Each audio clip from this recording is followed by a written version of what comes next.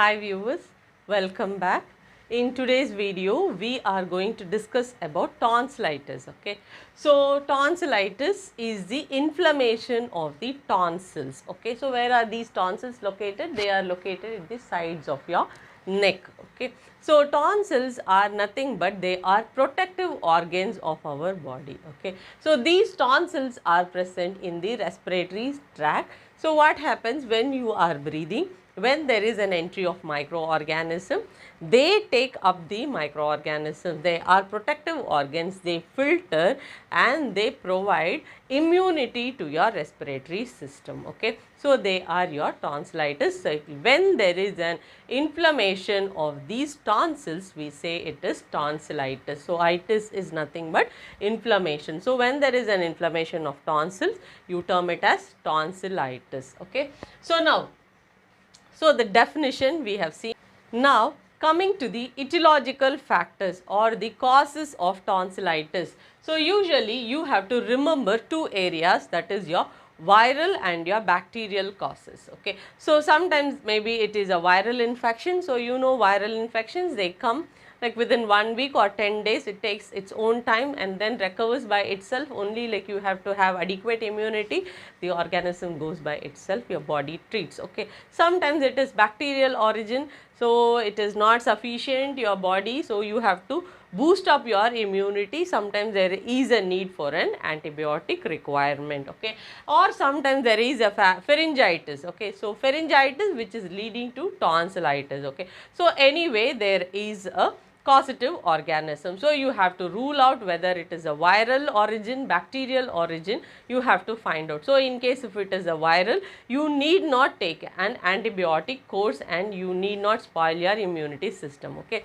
so then comes your pathophysiology. So usually you have a pathophysiology is like the I always say it is from the entry of microorganism till your signs and symptoms. Okay, so now the entry of microorganism, whatever it is, maybe it is your viral entry or otherwise your bacterial entry, there is an entry of microorganism in your body, and because of that there is an inflammation. So you will have an antibody antigen reaction, and because of that there will be an inflammation. So you will have an inflamed tonsils in your neck. Okay, and because of that there will be an edema. So when there is an edema, you know the signs of inflammation, there is an edema. So when there is an edema, what happens? So both the sides they enlarge and they become big like this. So what will happen? So both they enlarge and they come and touch each other. So what we term it as, it is a kissing tonsil, like where you are seeing both the tonsils are attaching themselves. So you say it is a kissing tonsils. And then we have obstruction of the airway and food. When the tonsils are getting obstructed, so when both these areas are getting blocked, so what happens? There may be a difficulty in the entry of air as well as the entry of food. Okay, so because of that it leads to breathing and your swallowing difficulties. Okay, so this will be your pathophysiology. So entry of microorganism which is leading to inflammation, and because of inflammation there is an edema. And edema, so it is called as your kissing tonsils, where both the sides are enlarged, which is going to cause difficulty in breathing and swallowing. So which is leading to breathing and your swallowing difficulty. So dysphagia and dyspnea, anything can happen. Okay, and then coming to therapeutic management. So when you are there in the hospital or otherwise when you have a tonsillitis, so most of the time you will complain, I have a severe breathing difficulty, I can't swallow food. This will be your major complaint. You go to hospital and you get diagnosed. Okay, so your doctor rules out. So maybe with the tongue depressor, they push your tongue and see that both the tonsils are enlarged. Okay, so maximum they start with an antibiotic course. So they start, in case if it is a bacterial origin, they have to start with an antibiotic, and maybe within 1 week or 10 days it will be resolved. Sometimes it is not resolved, so it is becoming very severe, or sometimes it is a chronic tonsillitis, or sometimes it is a unilateral tonsillitis. Okay, so just imagine your chronic tonsillitis and your unilateral tonsillitis, they are always at risk that they may be malignant. Okay, so you have to be very careful when you are experiencing an hypertrophy or otherwise a unilateral enlargement on one side, or otherwise it is a chronic tonsillitis, you may suspect a malignancy. So as soon as you do a surgery, you will send the sample for an histopathological study and you can rule out whether it is a malignant tumor or otherwise it is a benign tumor. Okay, so you have to go in for an antibiotic according to the viral or the bacterial cause, and then you will go in for a tonsillectomy. So that is your removal of the tonsils. Okay, so that enlarged tonsils you will cut and take it off. So that is your tonsillectomy.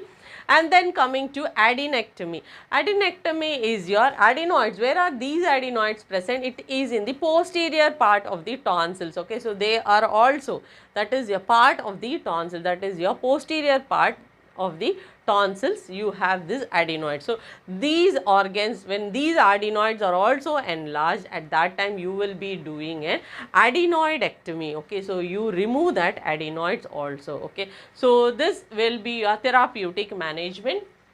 And contraindications or your complications, for which patients you don't go in for a surgical management. So which patients? So when the patient is having a cleft lip or a cleft palate. Okay, so at that time when you are doing a tonsillectomy, what may happen? The patient may have breathing difficulty, so air entry will be with this cleft lip and the palate. So at that time it will become a complication. So you will have a second to third time of ruling out whether this surgery is applicable for this patient or not. And then we have acute infection. So sometimes when there is a severe infection, acute infection, that is within 1 or 2 days. So when there is inflammation is very strong, so you have to go in for an antibiotic, you treat that infection, then come down with the inflammation, and then you will take up for surgery. Or otherwise what happens, there will be severe enlargement and blood will be like pooling in that area. When you do a surgery, there will be lot of hemorrhage. So complication, there may be a bleeding complication. So at that time you have to consider when there is an acute infection. Sometimes there is a systemic disease. Sometimes when there is a blood disorder, sometimes when you have systemic lupus erythematosus, those type of hemorrhagic disorders. So at that time you have to think about the surgical management. And then we have anesthesia risk. Okay, sometimes the patient has a risk in giving an anesthesia. So at that time you have to think about all these things. So that is with your contraindications where you have to go in for a surgery or not. So that you have to check it out. And then we come to the nursing management. As usual, nursing management, we are going to concentrate in a vast area. So first is like providing comfort, and you are making the patient more stable and comfort. Okay, so surgery is over, the patient will have severe pain. Okay, so you have to see the patient is not disturbed too much, pain level you have to check, and you have to take care of the patient.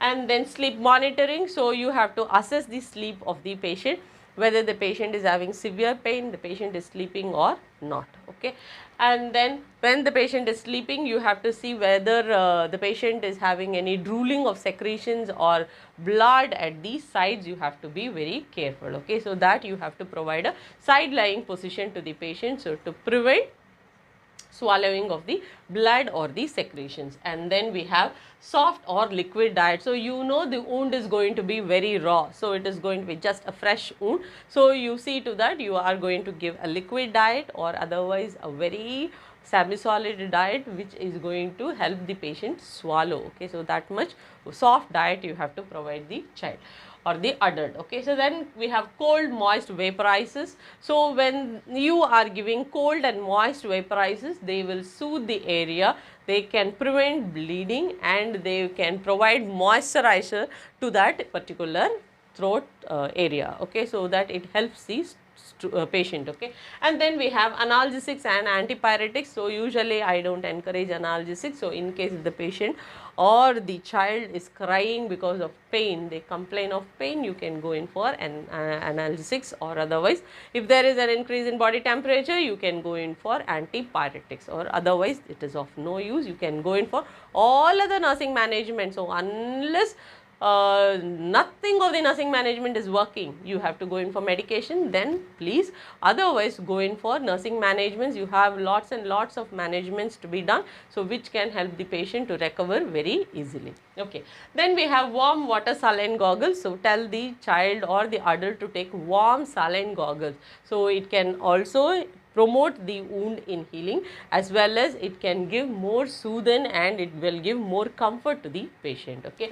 And then we have side lying position, as we said, like to prevent the swallowing of the blood and the secretions, always provide side lying position to the patient. And then ice collars. So usually you can provide ice collars so that the bleeding can be arrested in case if there is a complication, or otherwise it may not be of need, and these ice collars are very irritating and some children, they may not prefer ice collars. So if the child is able to tolerate, you can provide, or otherwise you can go in for the other nursing cares. Okay. So then cool water, crushed ice or flavored ice pops. So anything you can use. So usually children are very comfortable with ice cream, so you provide them with ice cream so that they are very happy, so they eat, and like our task is also made easy. Okay. So bleeding can be arrested and it gives a soothing or like a painless thought to the child. Okay. And then we have no red or brown colored juices. So kindly avoid pomegranate juices or a beetroot juice or something like which is like going to be dark red in color or brown in color, so that like you are now going to assess for the bleeding of the patient. So in case if the child is drinking and if there is a oozing from the secretions, so sometimes it may be a bleeding. You may think like maybe the grape juice, whatever the child drank, so that is the juice. Okay. So it is like to avoid this misconceptions, like what we have to do is like prevent or tell the patient they are not supposed to drink red or brown colored juices. Okay. And then coming to no milk and milk products. Why no milk and milk products? Actually these are like milk and your curd and all these substances, they are like little sticky. So they go and they stick in your mouths. So what happens? You try to remove that. So when you are trying to remove that, it may start bleeding again. Okay. So you have to think about that. And then we have to avoid irritating or seasoned fruits. So too much of frying and like spicy foods and all those things, they may cause irritation and it can trigger bleeding. So you have to be careful with that. And then avoid vigorous brushing. Okay. So too much of brushing also, it may start bleeding. Okay. So you can contribute for bleeding once again. So that also you have to avoid. So vigorous brushing for maybe 3 to 4 days, you have to see to that the patient doesn't brush so vigorously. Okay. Maybe just a gargle is sufficient. And then recovery, usually the recovery period is going to be 1 to 2 weeks, and nursing alert. So what we have to be, nurses have to be very alert when there is a when you see a patient lying down and continuously swallowing. So you don't see a patient swallowing continuously. When this swallowing occurs, when there is an increased amount of bleeding, so you suspect, so patient is keeping on swallowing and swallowing, maybe it is there is a bleeding, and that bleeding the patient is swallowing. So you have to be alert when the patient is sleeping and when the patient is swallowing during at the sleep. Okay. So you have to be very careful. That will be a nursing alert point where you have to be careful when you are seeing a patient swallowing when the patient is sleeping after a tonsillectomy procedure. Okay. So these are the points you have to remember when you are thinking about tonsillitis. So when you are getting a question, maybe a 5-mark question or a 10-mark question when you are getting in your exam, you have to remember, you have to add all these points, or like where you have to remember and write about definition, the etiological factors, that is your viral and bacterial organ entry, and then the pathophysiological chart you have to remember. So you have to remember and you have to draw this pathological chart, and then you have to see for which conditions you, or like contraindications for a surgical management you have to see, and then you have to provide nursing care to the patient. So what are the nursing cares you have to provide to the patient and what they have to avoid. So when they are going home, the home management has to be taught, what type of food and what type of management they have to do at home. Home care management you have to teach them. And then finally coming to the nursing alert, you have to always remember about the swallowing of blood during sleep. Okay. So this is what with your tonsillitis. Hope you understood the class, and in case if you have any doubts, kindly give your comments in the comment box. Okay. So until we meet in the next class, take care. Bye.